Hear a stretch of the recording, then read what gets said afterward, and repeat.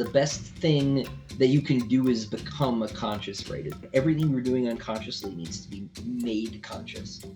Hello, welcome to the Gopherwood Lounge. I'm DJ Butler, senior editor of Arc Press. Come on in out of the rain. Before we get started here, I want to remind everybody to like the video, hit the notification bell, subscribe to the channel, go find us and online and follow us on Twitter, X, sign up for our mailing list, all the stuff.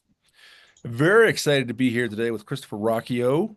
Uh, Christopher, hey, welcome to the channel. Yeah, man. Thanks for having me on. Always good to talk to you, man. This is fun for me. I want to talk to you. Let me sort of contextualize where we are. So we're recording this in, what is it, late May 2025. You are very close to finishing book 7 of the Sun Eater, which is your flagship 7-book epic space opera series. Uh, and it's interesting for me, right? My perspective, I was not there at the beginning. I want to find out when the beginning was, but I was there before there was a physical book. I was around before the book launch, and so it's been really interesting for me to sort of see that series catch fire and really see you kind of grow in stature is an awkward metaphor, but like might. Because I'm so short. And because I'm a Um, giant, right? So it feels weird that I'm saying that to you. But but in literary heft, wherever the sure. right word is, audience, to grow an audience, right? Which is fantastic. Yeah, so I would love to hear about uh I mean the impression that your readers must have reading the book, surely, is oh my gosh, this is such a fully realized, it's not even a world, right, in the proper sense, because it's many worlds, that on the one hand carries so many resonances um, from classics, from Earth, right? From classics, there are Egyptian echoes, there are Greek echoes, there are a lot of Renaissance kind of echoes through this, but there are just so many different civilizations and technologies and so much history. You must have like started working on this series when you were 2, right? Like you picked up a crayon and said, "I'm going to begin with the word Peltast." You wrote Peltast on the wall of the nursery, and then it all flowed from there, right? But that probably isn't what happened. So, like, where did this come from? When did you start thinking about this series?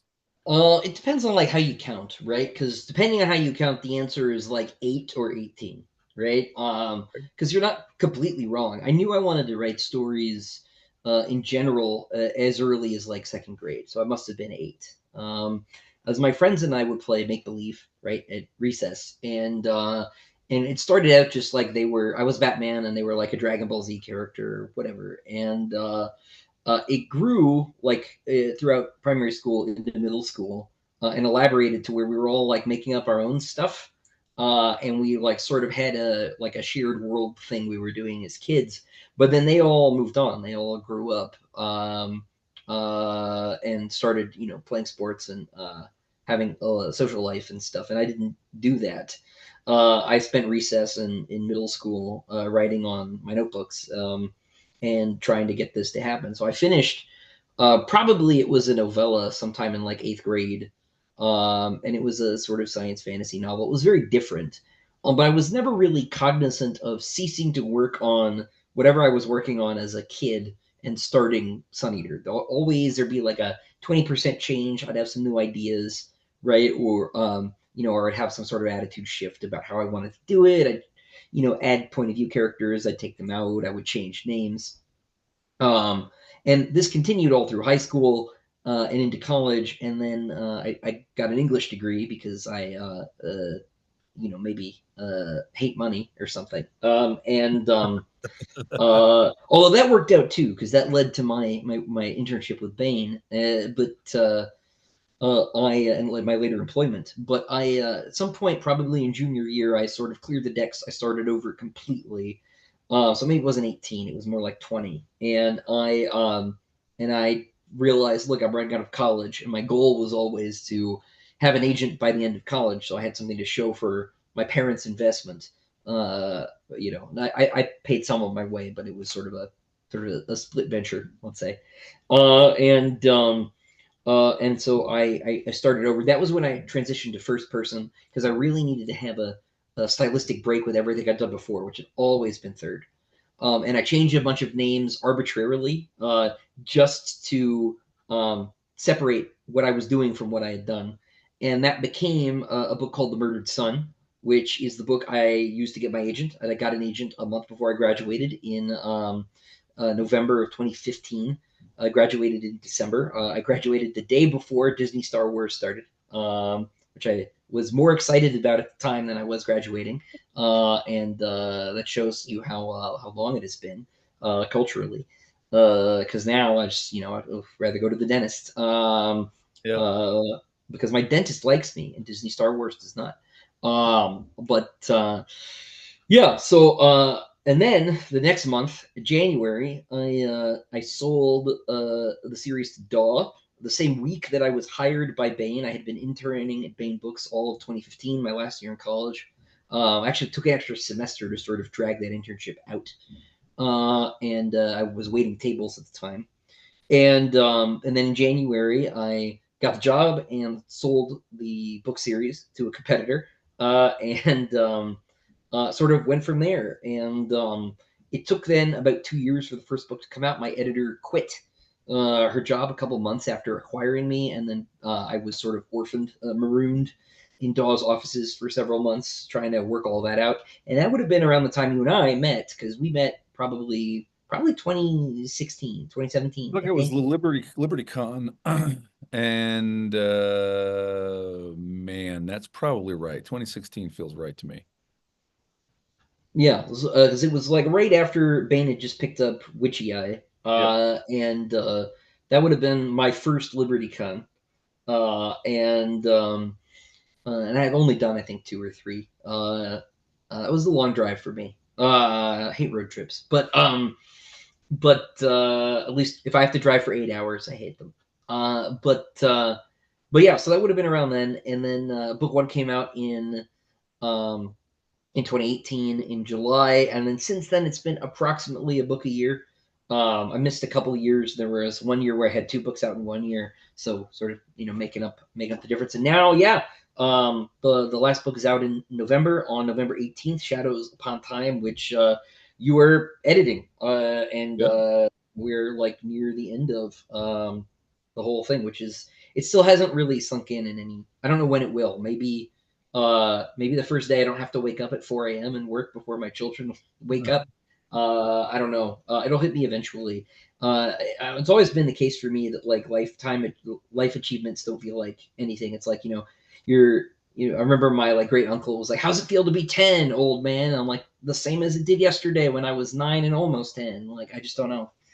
Yep. So it hasn't sunk in yet. But then again, I'm not quite there. Another couple weeks. Not quite, almost. So I'm interested. I have not read The Murdered Son. Obviously, that the title suggests that the story has some affinity with what turned into the 7 volumes of The Sun Eater. Yeah. Uh, how close were they? That book, was it a standalone? Was it the entire? I mean, is it like a compressed version of what became the Sun Eater? Is the title like only coincidentally similar? No, it was the same book, but it was compressed is probably the right word, but compressed doesn't quite capture the whole thing because when you're traditionally published, right, you get a contract and that contract imposes a framework, right? It's like you have three books, right, and they are to be no less than X words and no more than Y words, right? And so you like have to paint inside those lines, which creatively is a challenge and is like a good challenge, right? It's like how do I actually think inside the box because that's often harder than outside the box, and that could be really rewarding. And so early on, it was supposed to be four books that were like 150,000 words each.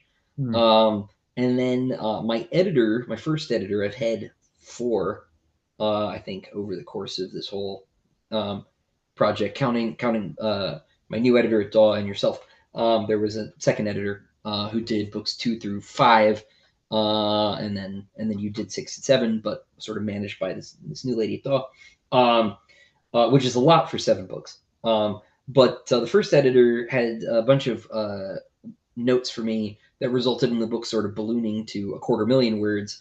And that was after the deal was made, and so my publisher was a lot more willing to entertain a 250,000 word book they'd already paid for, right, than acquiring a 250,000 word book from a no-name writer. And so when that happened, the scope kind of scaled up, because in making the book longer to account for her notes, the world got bigger. And so the story got bigger. And this happened a couple of times. And it happened most egregiously, is probably the right word, when paper shortages during 2020, 2021 caused Yep. my fourth book, which was 320,000 words, to get split into 2 books, because then the first half became Kingdoms of Death, which is about 200,000 words, and the second half, which became Ashes of Man, had no beginning. So I had to write a first act for that book, and in doing that, I had a bunch of ideas that expanded the scope of the last 2 books, and so the whole thing, as Tolkien says, grew in the telling. But it was supposed to be the same story. It was about the same thing. The same ideas were in my head, but they didn't have. But not all of the ideas were there. The main ideas were there, um, and things sort of grew around them to sort of fill in the space, the increasing space I was given and fought for. Um, and so we're at 7 books now that are all 200,000 to 350,000 words long, which is a lot more story than was sort of in the original contract. And it's kind of worked out, because publishing is very big series averse, but readers are very big series interested, and so there aren't a lot of them going on, and I find myself at a time when I'm offering one where there certainly aren't that many space operas to this scale, that are sort of happening right now. I'm aware of Red Rising, but I wasn't at the time, but that's the only one, because Expanse is done. I don't Right. know that anything. And Uh, that was the one I was going to mention, but like anything else of that kind of size and scope, at least in traditional publishing, I don't know. So that's it's an interesting way to think about your sort of story as a writer, is that there's that paradox where readers want a big series, but really they want a big series they're sure is going to end. Publishers only want to buy a book they're confident they can sell. So no publisher up front ever buys a 7 book series, especially from an unknown writer. But even if someone you knew, you just like, man, 7 books is it's a long time to write those, right? So you kind of you've threaded this. um, you thought there were going to be a 4 up front, right? Its circumstances changed, and the nature of the changes, you had to respond, having a kind of an emergent strategy as things developed, and now I can say, and very few people know this, but I know this, that you're gloriously sticking the landing on book 7 of well, what I think is going to be sort of a hallmark, a flag, a characteristic uh, um, series of this quarter century, from the point of view of science fiction fantasy. Not exactly what you set out to do, right? That's super interesting. Um, uh, but congratulations. yeah, well, thank you. I hope you're right about sticking the landing, and about it being a sort of landmark series. I think that would be great. But it wasn't what I wanted to do. What I wanted to do, what I've only ever wanted to do, is be able to make money doing this, and if I could support my family doing this too, great. And I can, and I am right now. Always worried that might change, but right now, it's all going better than I ever thought it would go. Right? Yeah. I'm not trying to. I don't need to be the New York Times #1 bestseller. Right? I just need to provide for my family. That's really what it's about. What really matters. And I get to do that, which is a blessing. And if I get to do more than that, if I do get to be on the Times list, great. Right? I haven't been yet. We'll see. But that's not the goal, right? The goal is to be able to make art without losing my soul and provide for my family. And so far so good. Yeah. I I don't want to say I'm active. I am intermittently active on a fan Discord server of yours. Yeah. Usually when I've been editing a book, I've gotten active. I've gone in there mostly to sort of tease the readers. But I asked yesterday. I said, hey, I think I'm probably going to interview Christopher. What should I ask him? So I got a few questions from them. Yeah. So here's one. One of your readers was interested in knowing, and to sort of put this in context of what we just said, man, you wrote these books under different circumstances, right? Like your relationship with your publisher was different. You were at a different publisher, right? Like, you wrote a couple of these basically locked in your house, right? So maybe peeling those factors out. Which of these books, or are there? Maybe that's the better answer. Are any of these books, or are any of the plot threads that run through them, or are any of the characters your favorite? Like, what for you is like the most fun about the Sun Eater? Um, it Well, it depends on like what facet of that. My favorite book to have written is still Howling Dark, which is book two, because things just went very well. This sounds bad, but like I was not yet married. I did not yet have children. Uh, and I was still living by myself at the time. My wife and I were together, but she was down in Miami. She was doing a post back research position at UM, and so I would see her every couple months. She'd come up and see her family because they live here, and but otherwise it was all long distance. And so I was working, and I was working at Bain, and everything just went really really well. But that was also and it went smoothly, right? There was no lockdown, there was no wedding plan, there was no pregnancy, there were no kids. It was all very straightforward, and uh, uh, but it was also the book where I developed my sort of system for writing, because the first book I was just noodling at through college, right? Like I'll get there eventually. I discovery wrote to that one, and I had to stop doing that because when you're traditionally published, they expect stuff, on a deadline, and so I had to come up with a way to do that, and I started outlining, and I developed this whole process for developing stories on Howling Dark, and I felt like I had really leveled up, to use a gaming term, and just sort of figured out the writer I was going to be. And I still use broadly the same process. I have used the same process for everything I've done since, whether that's novellas or short stories, or I did a Marvel comic once, right? I used basically the same system for developing that. It was a very short story. It was a one-off thing, but I've used the same procedure ever since, and it was Howling Dark that really crystallized all of that for me. And Howling Dark is also cool. Like I'm very proud of that book. It's weird and kind of dark and strange in a way that, like, if book one is too familiar, right, for some people, right, it's too redolent to Dune or something. Howling Dark, I feel like, is a lot more me, and I wish that had been, in a certain sense, my freshman offering, just because of it's more out of the shadow of um, my influences. And which is a trend I think that has continued as the series has gone on. It's been hard for me to compare like book six and seven to anything in particular outside of individual moments. But as far as like parts of the story that I like to write, I don't know. Like I like writing battle scenes. Those are fun. Um, I like writing sort of tense confrontations between one character and a single antagonist. Those are fun. Yeah. Whether that's the emperor, sometimes sometimes he's deuteragonist. I can never say that. Um, but sometimes he's an antagonist, or Karn Sagara, or Siriani, or whatever, right? But this is really silly, but like the things I really like writing are physical descriptions. I just like describing places.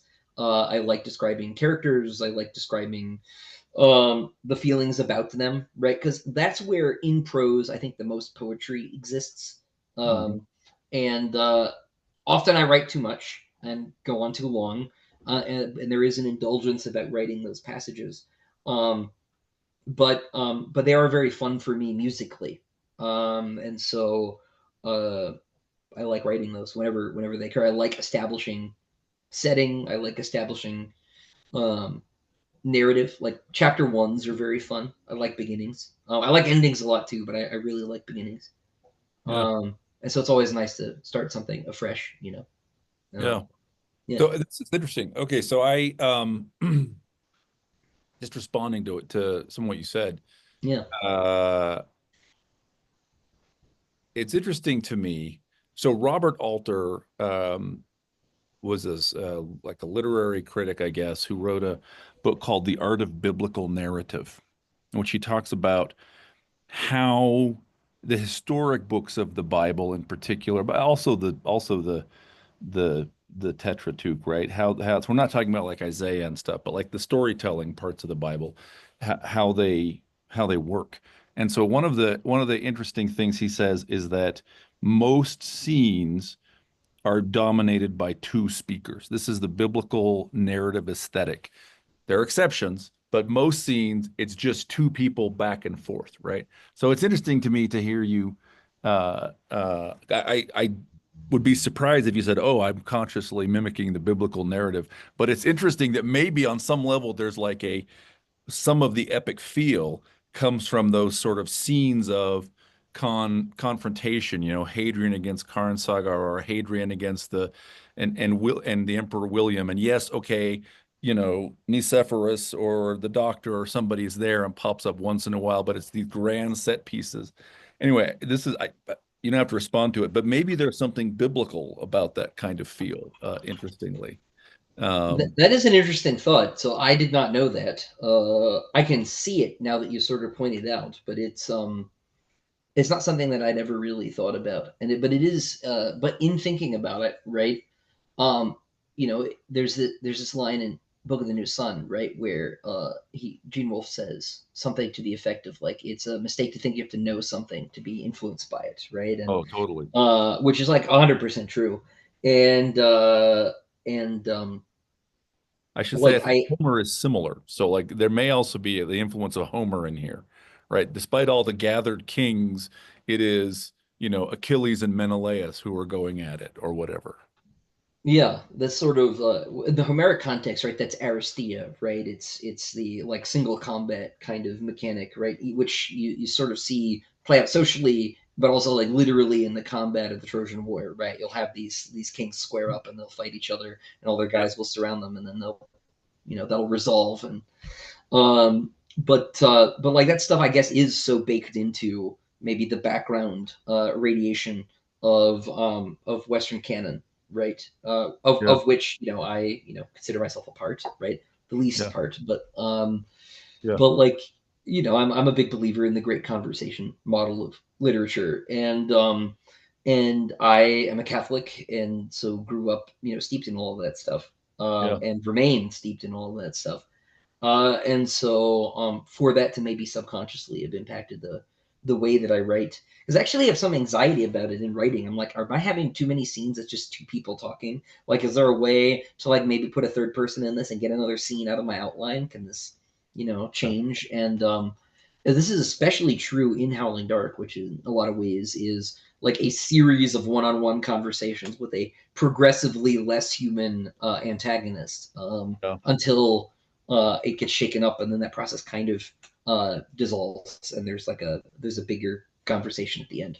But there's yeah, a descent, there's a catabasis in Howling Dark that is like this. It's like deeper levels of getting into hell, basically, and the interlocutor is progressively removed from Virgil, let's say.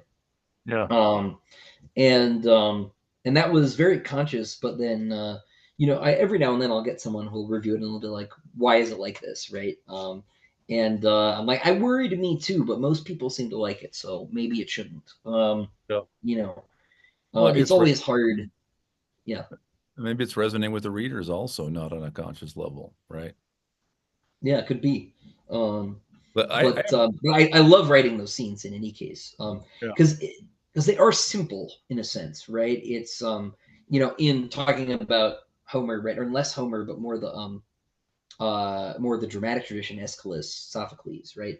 There's a rhetorical trope called stichomythia, right, which is when the big speeches all stop, right? The chorus shuts up, right, and the characters will go back and forth a line at a time. And you do this in modern dialogue still too, where it's just the big paragraphs retreat, right, Sure. and it's attack, parry, riposte, parry, Every riposte, David parry, Mamet riposte. play. Yeah, yeah, and that's fun. Like I also, I said I like writing descriptions, but that sort of really stabby back and forth dialogue is incredibly fun. It's often a struggle for me to remember to stop the dialogue and put some description back in when you really Yeah. get going. And I'll do that. Sometimes I do write the dialogue straight through and then block it later. I'll get a little too far ahead of myself and come back. Never more than a page, but Yeah. um, But okay, so on this idea, I have a question for you. I want to avoid spoilers in this conversation, but I'm going to say something that's almost like a spoiler, but it isn't, but it's like a little close. Okay. But I'm going to put to you a binary question. So yeah, here's the thing I want to comment on first, and then get your response to. There is this image in book seven. One of the things that happens in book seven is Hadrian's reputation becomes a battlefield, right? Like back, and this has already been true, but like, man, you see it go back and forth several times in here, right? yeah, Is he trying to save everyone? Is he trying to seize power for himself, right? yeah, Um, and so at one point there's graffiti on city walls, including there's this sort of obscene graffito in which the emperor's daughter Selene is a throne. Okay, it's not described more than that, really. Um, Now, it turns out this image of the woman as throne is super ancient. It's super old. So, for example, if you see a lot of like Egyptian wall paintings, if ever you see the king sitting on a throne facing one way and Isis sitting behind him, what that really is meant to say is the king is sitting on Isis's lap because she is the throne, right? In fact, you can't write the name, and the way you write the name Isis in Egyptian hieroglyphics includes a little picture of a throne, right? The woman is the throne. And this is really pervasive and it spread. Like how much did it spread? Well, like the Pietà, where Christ is on his mother's lap, is that image still being recycled 3,000 years later, right? So the woman is the throne, uh, right? Mary is the tree of life, is the cross. Christ is enthroned upon her lap and crucified at the same time. Anyway, here's my question for you. Does your genius consist in A, that this was sort of unbeknownst to you consciously, just part of what you've got in your right brain as a matter of being immersed in the canon and came out beautifully in the book? Or does your genius consist in B, that you deliberately in your research has said, hey, here's an image I want to incorporate, and you worked it into this graffito in a way that sort of there's this sort of it's really a sort of a transcendent image, but you put it in a sort of a place where it's treated as, slander, basically. That's my yeah. question to you. Which kind of genius are you, Christopher? Well, that's pretty kind. Man, it feels embarrassing to say. In this case, at least it's A. Yeah, Like I did not know this about ISIS particularly. My Egyptian uh history is pretty thin. That's one of the holes in my education, relative holes in my education. Um, uh, so so maybe that was inductive. I don't know. yeah, But I do. But I think the thing is right is that like I remember I went to a book signing. This was like 2014 maybe. I was still in college with Orson Scott Card, and he was talking about writers being subconscious, right? And how he was a very subconscious writer. Um, at least I think that's where I heard this. And Now I've said this, I'm not so sure it was Card at all. But uh, and I've had this idea, the best thing that you can do is become a conscious writer, right? There's like this sort of process, and it's like totally okay to not know what you're doing when you start, especially when you start, especially if you're like a newbie writer and you're starting. um because like I didn't know what Sun Eater was about, in the sense that I didn't know what the story meant, Mm. probably until Empire of Silence was done and edited and I was working on Howling Dark, and even then there were still parts that didn't crystallize. um, but as soon as you know, right, especially if you have time to go back and edit it, you need to go back, and everything you're doing unconsciously needs to be made conscious. And so there's a big thing in Sun Eater where, if where a symbol, right, is used like in multiple contexts, right, and everything is kind of converging, right, like everything kind of means the same thing, right? Like I don't want to give an example and say too much, right? But like this idea, especially with like evil, where it's like all the systems of evil are really kind of, they're converging on the same basic ideas of like, and those ideas aren't even that deep. It's just like I want, because evil isn't sophisticated really, except in its methods. Um, in its aims, evil just wants to do harm for fun and profit, mostly for fun. That's basically what evil is.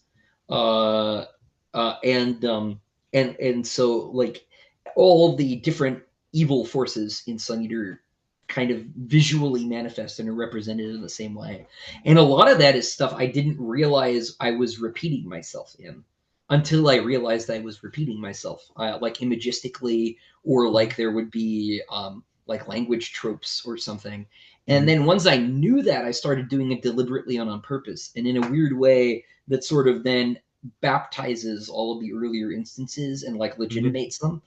Mhm. And so you can stumble around in the dark, but you should only stumble around in the dark so long. So like now that I know this, Dave, I will do it again On purpose. somewhere at some point on purpose, right? Whether that's in a future Sun Eater universe project, or Something else. just across my, because there's no reason that like, especially the symbolic stuff, can't just be me, right? Like, you know, show up in a fantasy novel or a cozy mystery or like Lord knows what I might write. Yeah. Um, but uh, but It's so it's that super. is, Sorry, go ahead. yeah, no, so that is super interesting. Yeah, was what I was Yeah. gonna say. It's interesting to hear you talk about this because like one of the so let me just make explicit something that you've really already said, but let's just say this. From some objective points of view, you're a very different person from when you started writing this book, right? I mean, Sure. you started working the story, at least the early some of the early things that moved this direction. You were a kid, and then you were in college, and you were, single. And if I know the timeline right, I think you hadn't met Jenna when you were doing your first work on this, right? Right. And uh, and now you're married and have kids, right? And so you've gone through some interesting personal transformation, some important personal transformations while you've been writing this. Are you, this may not be the obvious question to come out of that. How do you feel about all this? Like at the end of this, are you happy? Do you feel like, man, I had this dream and I did it? Or do you feel like, well, I had this dream and man, it really did not go the way I thought? Or I'm happy where I am now. It turns out this is not my dream. How do you sort of see this all?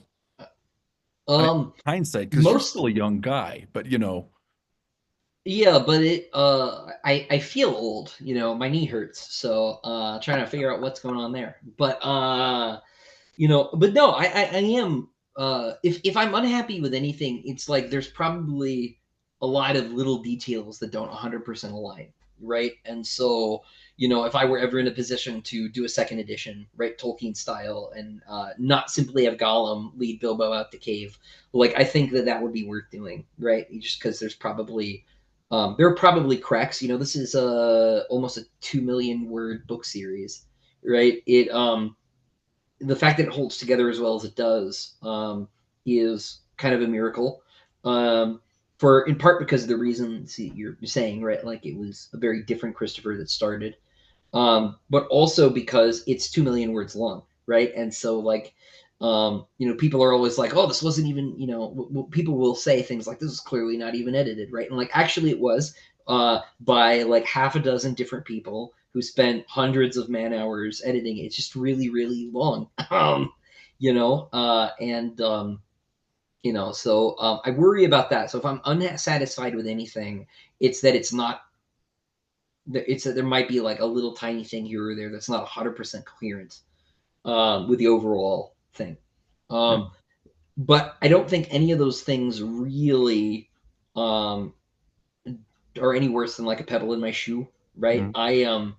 The series is a lot bigger and ended up a lot more ambitious than it was supposed to be when I started. And I also, to your point earlier, like I like 30, how old am I? 32-year-old me a lot better than it stops mattering after 30, I find. Yes, Because correct. You're like, yeah, I know I'm this, at least 30. yeah. Yeah. Uh, yeah, 32. I like 32-year-old me substantially better than 22-year-old me. Like in the moment, right? Like I Yeah. disliked myself a lot more 10 years ago than I do now. Like, and not that I'm perfect, Lord knows, but I think that I am in a lot better of a place, right? Certainly a lot more completed person just because I'm older. Although that's not necessarily like those. One does not cause the other. Um, but so I think that especially these last two books I would never have been able to write when I started. Yeah. And just in terms of their complexity and their weirdness, and and so that's all been just very um, I am very happy with it, I guess is what I'm trying to say. I'm very proud of the books.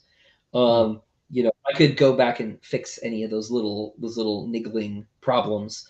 I would and I will, given the opportunity. But I'm very excited. I'm very excited about the future. I'm very excited to write the next thing and to see like what's going to happen next. Yeah. Because the last couple of years in particular have been very kind to me in terms of like audience growth and book sales and everything and like I said earlier, like more than I ever thought it would be realistically. And in a certain sense, I like professionally speaking have achieved my life dream already, and it's like like where do I go, right? It's like it's very exciting. So yeah, Yeah. happy. Um, that's wonderful. I believe you. I think that's really great. I got one more question here. I don't think we've touched on it all from your audience. And then I do want to make sure that we talk about what are some of the bitchin' things in this book. But from your Sure. audience questions, one of them was about technological development. Does How do Um, you see technological development? Like, is Cassandra, 3 years after I mean, because Hadrian lived hundreds of years, right? Like I don't know. Haven't done a total year count. Maybe you haven't either. I don't know, but it is centuries at this point, right? I think William is nearly 1,000 years old, um, yeah, at the end. Um, Hadrian, his age is sort of there's some weird senses in which doesn't matter, right? The guy has died, but I mean, he must be 700 or something. Uh, yeah, not quite, but yes, he's close to 700 in this book. yeah. Yeah, So, so, so, so, to what extent? I mean, do you envision that as a universe in which technological development has basically happened? I mean, there's an ironic thing. I don't think the reader even knows this, and it gets into like, what do I think is bitching about this book? But in a sense, there is a massive technological advance in this book that comes from looking backward, which is to say, the weapons that Karn Sagara has on his ship, right, are a massive technological advance that is old, that predates at least this book.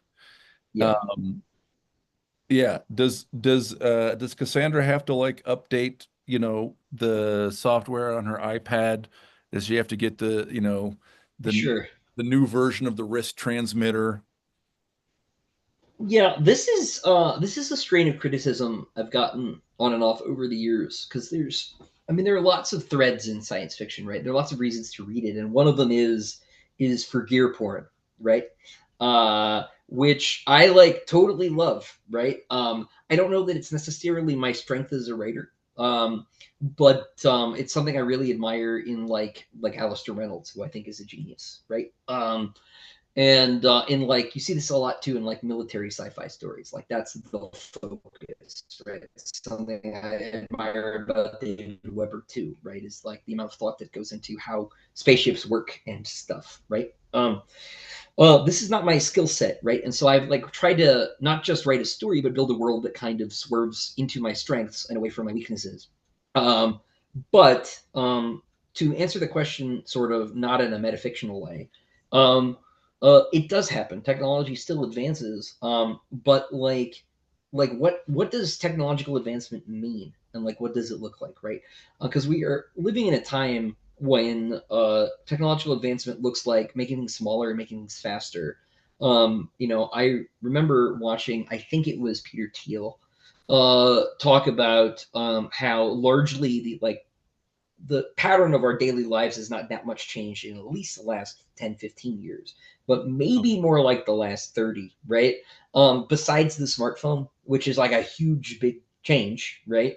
But even then, that like proceeds off of earlier existing technology and isn't um, a complete divorce from like what happened previously. Now, the advent of the internet is, right? And I'm just barely, barely, barely old enough to remember when like having the internet was a novelty, right? Just barely, because my dad was an IBMer, and so we were a little bit ahead of that curve. But like, um, life now is not super unintelligible, right? To people even 100 years ago, like would be able, I think, to adapt to like most of what we have in a way, right? Like I think things are, which is all me saying, I think things are slowing down now, right?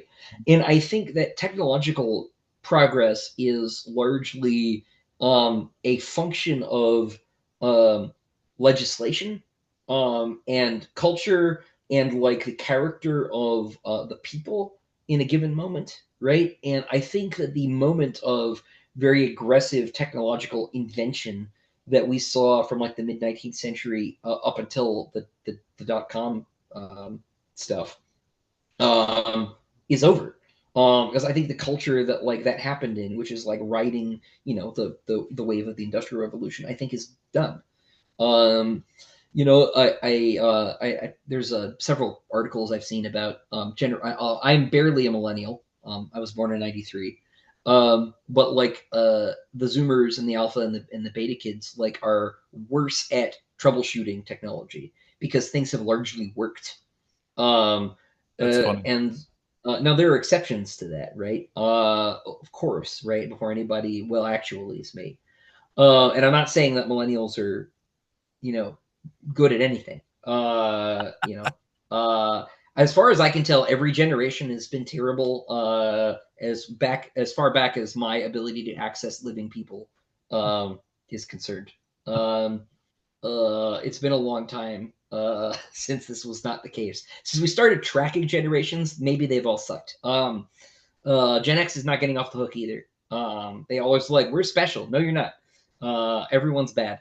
Um, St. Paul said so. Um, but uh, but I do think it's slowing down, and I think that because, like for example, technology works, right? People have to interrogate it less, and that causes people to become more comfortable. And this is maybe one of the ways in which it can slow down. There are other ways, right?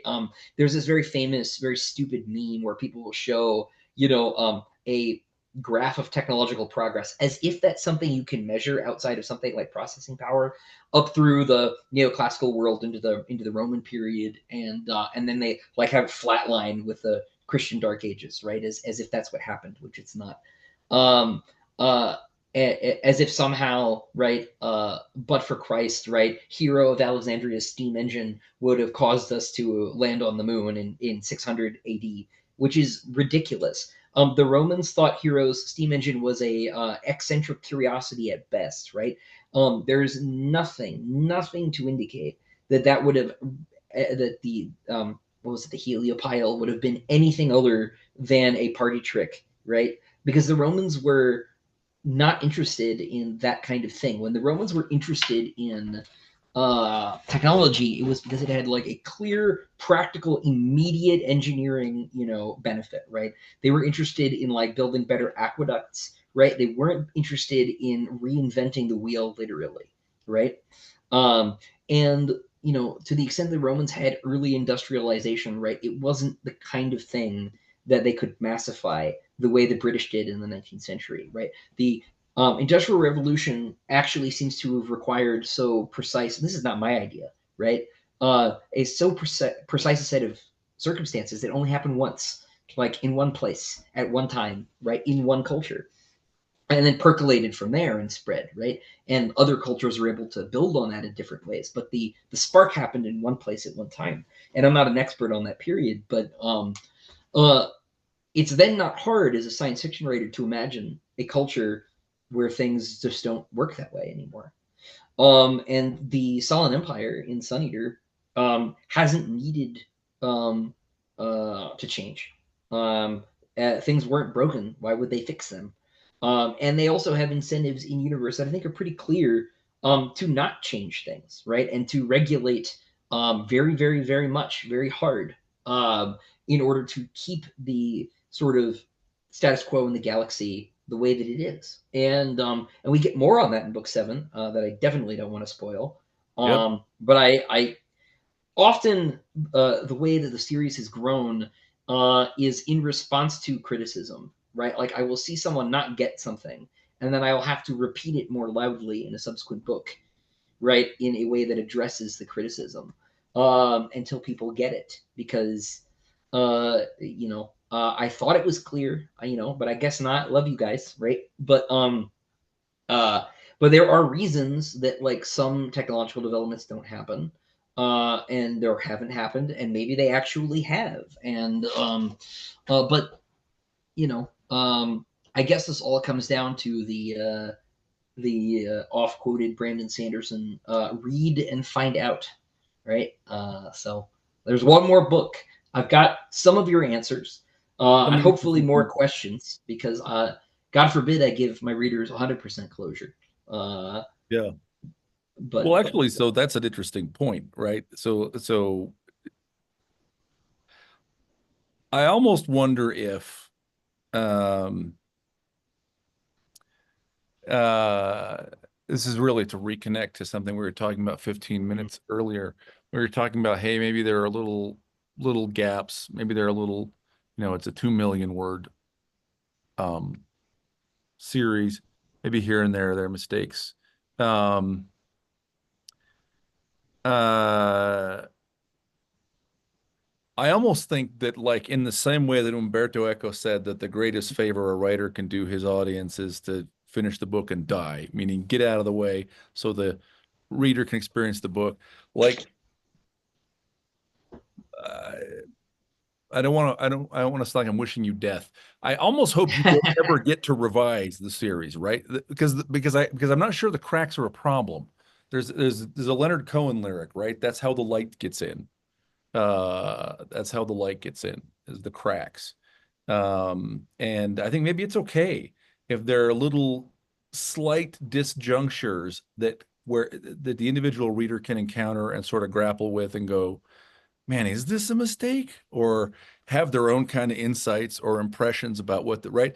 It's in the hands of the reader. Let them figure out what they think was a mistake because it took you 10 years to produce this, and what they think was deliberate clue, because there are definitely you're gonna leave you're tying up lots of things. This book sticks the landing, and not everything, right? There are, like, this universe does not cease to exist at the end of this book. There are other things that are happening.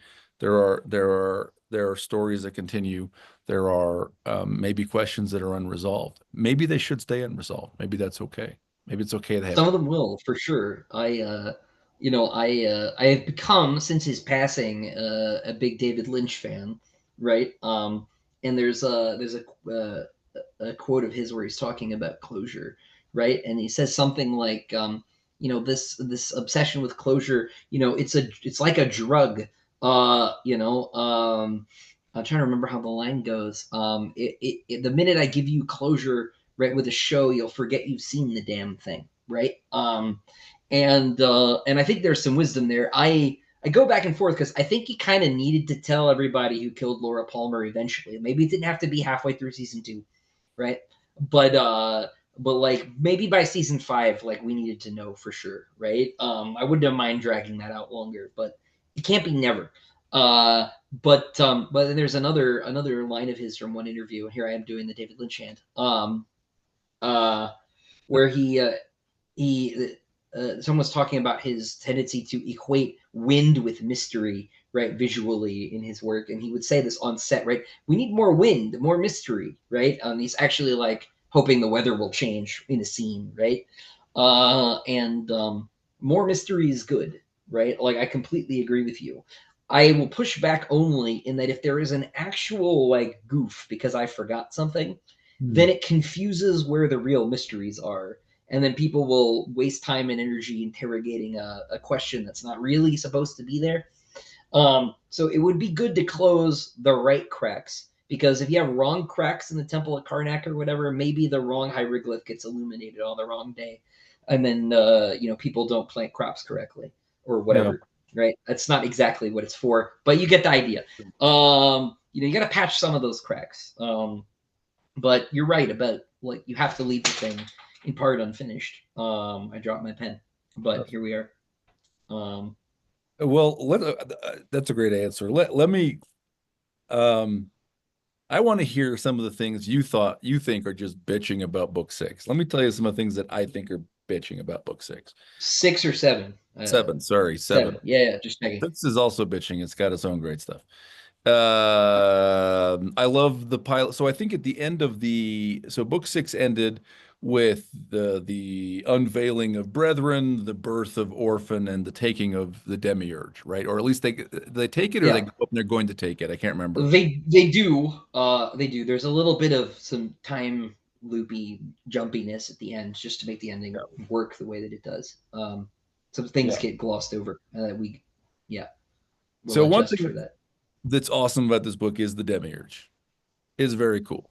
It's unique. Not gonna talk about why. What it just this is you're gonna enjoy. You reader are gonna like be like, wow, that's very cool. It's cool aesthetically. It's cool narratively.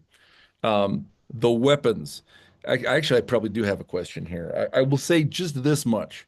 The Demiurge is armed with some very unusual weapons. And Christopher, it sounds, and they're not like it's an even bigger bomb, right? It's not that kind of, it's, Right.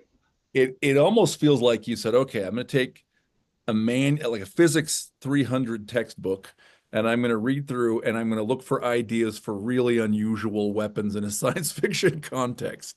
And so they do really, really sort of unusual but extremely damaging things. So A, I think that's awesome. People are going to love reading about this. B, I'm curious, like, where did that stuff come from? Uh, I made them up. Yeah, I, sorry, that's like a little cheeky, but like, increasingly the question has been, where did you get this idea, Christopher? Right? Uh, but like, it was probably closer to a physics textbook this time than anything else, because uh, so like I'm really bad at math, Dave. Yeah. I cannot remember numbers. I can remember like random facts about history. I can do dates, okay, but like if you ask me to like plug through an algebra equation, like I will 100% confuse 6 and 5 in my brain, right? I won't be able to remember where the 3 was. Or was there a 3? Was it a 2? Like I just like the processing power in my head does not hold those numbers. It's like dyslexia. I don't know. Like I could read them correctly right on the page, but like I will 100% not carry a 1 somewhere, right? Every single time. But I love space. I've always loved space. This is like a very silly thing to say, science fiction writer, right? I grew up watching the Science Channel and History Channel, and mostly watching stuff, not reading. I didn't read Nature, or I don't read scientific papers or anything. So I have like a very like layman's understanding of a lot of this stuff, and like maybe I do a little better than some laymen. Maybe I do worse. I certainly do worse than every scientist, right? But I love that stuff, and I love like uh extrapolating like silly, like this is how I think it works. Wouldn't it be cool if, right, from a lot of this stuff, right? And so like we'll pick on the Hubble constant, right?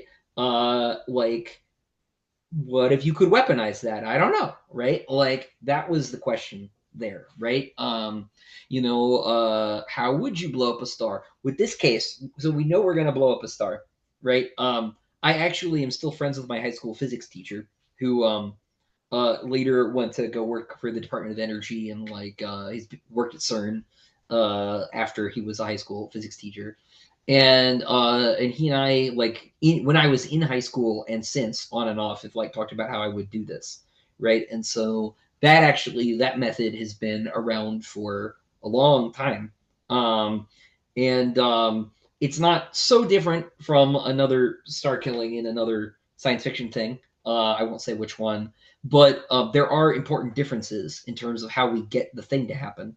Um, that are worth talking about. And but I don't want to spoil for people either, right? But a lot of this is because I like I guess popular science, right? Uh, and I have liked popular science programming for a long time, right? Like as it goes hand in hand with all this stuff, right? And so a lot of it just came from that. Um, More than, I don't think any of the weapons came from a book. They just came from like, you know, knowing a bit about this stuff. I am actually a science fiction writer. Turns out. There's Uh, science in it. yeah, I fooled everybody. I saved all of the science fiction for the last book. Uh, yeah, but the short answer is I made them all up, Dave. Yeah, But yeah, so there we go. yeah, Okay, so other stuff that I think is people are just gonna love about this book, man. The backstory of like William, the Emperor William, and like the sort of uh various conflicts he's been managing and how he's done it. Amazing stuff. sure, Uh Stories of other big institutions, right? Like the Chantry, for example. Absolutely fantastic. I love the set piece battles. There's this wonderful the way time and light work. It's so interesting because when you get in this battle, it's the size of a solar system, right? Sometimes you know something has happened, but you can't see it yet, and you're not going to see it for like 7 more minutes, right? And you don't know what the consequences are. Like there was an explosion over there, but I don't know where they are now, right? Um, all of which is sort of plays out really wonderfully. Um, the sort of um Hadrian's not anybody's apprentice, right? He's not, young Anakin learning to use the Force. Um Nevertheless, he is learning to sort of uh, uh to power. I mean, powers is the word for it, I guess, right? He's learning sure, what he can do. Uh and you see him materially become a more powerful character over the course of the book.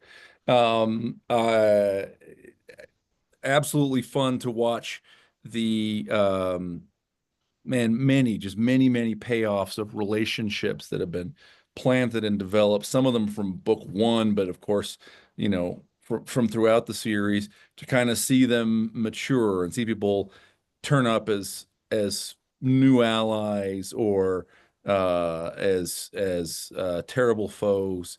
Um, over and over again.